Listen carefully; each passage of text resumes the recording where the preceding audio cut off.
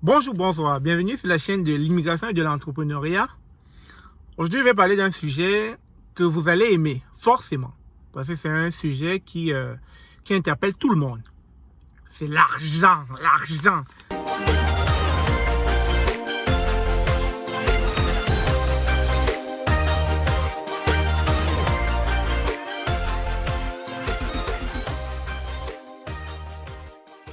Déjà, je trouve que la monnaie canadienne, c'est un peu comme les monnaies de Monopoly. Si vous avez joué au Monopoly, vous savez de quoi je parle.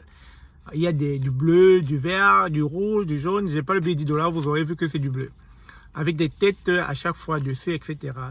J'aime bien, ça fait folklore. Alors, vous savez, on immigre tous pour un but, le bien-être, à la recherche de mieux. Et quand on arrive ici, on est aussi motivé par ça, l'argent. Bien sûr, on a le bien-être si on a ça. Et donc, quand on arrive ici, on travaille dur. On travaille très fort. Et cet argent n'est pas facile. Bien que oui, il y a assez de boulot pour tout le monde, des petits jobs, etc. pour tout le monde. Mais vous allez convenir avec moi, pour ceux qui ne sont pas ici, vous comprendrez peut-être pas, mais ceux qui sont ici comprendront. Vous allez convenir avec moi que trouver cet argent, c'est dur. C'est-à-dire quand vous allez travailler et qu'à la fin de la journée, vous gagnez votre dû labeur. C'est-à-dire, lorsque vous sentez comment vous allez donner 50 $ à quelqu'un, vous réfléchissez. Vous savez, je vais vous raconter une anecdote. J'ai un frère à moi qui a grandi aux États-Unis. Il a passé presque toute sa vie là-bas. Et une fois, il est venu au Cameroun. Et j'avais trouvé un peu troublant l'idée que on sort tous ensemble et que à un moment donné, il se met à compter les pièces de monnaie. Parce que ce qui s'est passé, c'est que nous, on se disait qu'il allait comme, nous offrir à boire, etc. Mais non, quand la facture est arrivée, il a compté sa facture et comme il y avait des jetons, il a compté les jetons, il a déposé sur la table. Mais nous, on était stupéfaits, on l'a regardé, mais on n'a pas compris. C'était lui, en principe, qui venait de l'étranger. C'est lui qui devait normalement nous offrir à boire. Et on l'a trouvé chiche, on l'a trouvé vraiment grec, si vous voulez l'expression, radin. Et vous savez, vous ne pouvez pas comprendre cela tant qu'à un moment donné, vous n'évoluez pas de ce côté.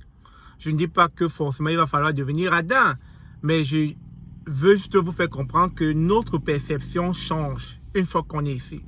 Vous savez, quand je travaille 50 $ comme ça, là, de la journée, et que je me rends compte que je vais envoyer tout cet argent à mes amis, à ma famille, honnêtement, au début, oui. Mais sur le long terme, on commence à réfléchir, il y a matière à réfléchir, on commence à se poser des questions. Je travaille pourquoi? Vous comprenez? Je ne dis pas qu'il ne faut pas faire plaisir à sa famille. Mais à un moment donné, vous allez plutôt réfléchir autrement. Vous allez vous dire, je vais plutôt les aider à monter un business qui va leur permettre d'être indépendants, d'être autonomes, de ne plus dépendre de moi. Parce que quand on gagne cet argent-ci, aïe, ça fait mal quand on le voit partir comme ça, là. Ça fait mal. Je vous le dis, et il ne faut pas être dur pour le comprendre. Travailler en Amérique du Nord, gagner son argent à la suite de son franc, c'est dur. Vous savez, ce n'est pas 8 heures au travail. C'est 8 heures en train de travailler. Et donc, ce que je cherchais à faire passer comme message dans cette vidéo, c'est que si certains membres de la famille ou bien certains amis qui comptaient sur vous lorsque vous êtes arrivé ici, en tout début, et que vous le leur donniez en retour, c'est-à-dire votre temps, votre énergie, votre argent, et qu'à un certain moment, ils ne comprennent plus que vous leur donnez plus rien, que quand ils vous appellent, vous raccrochez, ou bien que vous décrochez même plus, etc. Si vous m'écoutez et que vous êtes en Afrique, comprenez juste que c'est pas facile. C'est pas facile. On a tendance à vous montrer le bon côté des choses, que oui, le bien-être ici, mais c'est du crédit. On vit du crédit. Tout est crédit dans ce pays. Comme j'aime bien le dire, c'est une prison dorée. Tout est crédit. Tu as une belle maison, c'est le crédit. Tu as une belle voiture, c'est le crédit. À la fin de la journée, tu travailles pour rembourser. Et quand tu ne rembourses pas, les intérêts augmentent. Et ça crée du stress. Donc vous comprenez qu'à un moment donné, lorsqu'on ne peut pas satisfaire vos besoins, ce n'est pas parce qu'on ne veut pas. On est stressé. Vous comprenez? On est stressé. Ça ne dépendait que de moi. Je donnerais l'argent à tout le monde. À tout le monde. J'aime ça que tout le monde soit heureux comme moi. Mais le problème, c'est que quand je vais commencer à le faire, je ne vais pas vous aider. Je ne vais pas vous aider à grandir financièrement. Je ne vais pas vous aider à devenir autonome. Je ne vais pas vous aider à prendre vos responsabilités. Et donc, c'est la raison pour laquelle je me dois d'être honnête avec vous, de vous dire les choses telles qu'elles sont. C'est du leurre. La vie en Amérique du Nord permet à tout type de personnes de vivre décemment grâce au crédit.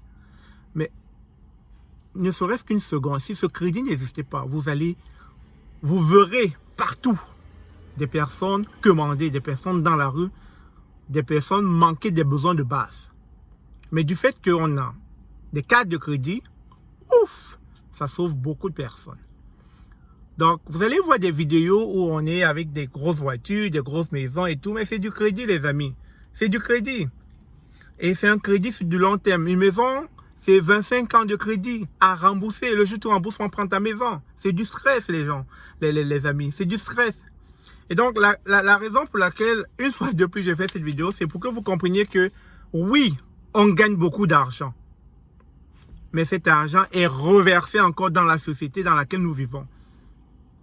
On paye facture de téléphone, facture d'électricité, on paye la voiture, parce que la voiture qu'on a, on doit payer mensuellement, on doit payer la maison, l'hypothèque, on doit payer... Si je commence à citer, je ne vais pas finir. Il y a tellement de choses à payer. Donc, lorsqu'on vous donne quelque chose, c'est parce qu'on allait puiser au plus profond de nous pour vous satisfaire. Et comprenez que quand on ne peut pas, on ne peut pas. Ce n'est pas parce qu'on ne veut pas. C'est dur. Et c'est d'autant plus vrai que lorsque nous déplaçons des gens qui viennent en visite, nous visiter, rester avec nous, et comprennent combien de fois c'est dur d'évoluer dans cette société. Ils se rendent compte. Oui, l'argent est accessible, mais difficilement. Mais dépenser aussi, c'est pas évident. C'est pas évident dans la mesure où quand vous le recevez, cet argent, vous n'êtes pas prêt à le dilapider. Parce que vous l'avez gagné à la sueur de votre front. Difficilement. Donc, chers amis, je tenais juste à vous faire part de la réalité telle que vécue en Amérique du Nord, au Canada, aux États-Unis aussi. Gagner de l'argent dans ce pays, c'est dur. C'est accessible, mais c'est dur.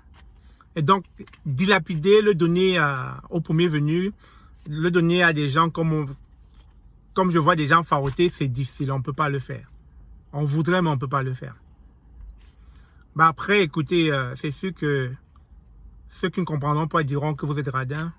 Mais je comprends mieux mon cousin maintenant. Je comprends mieux mon frère maintenant qui était venu et qui comptait ses jetons. Je dis, mais qui sont radins ces gens-là? Mais je comprends en fait.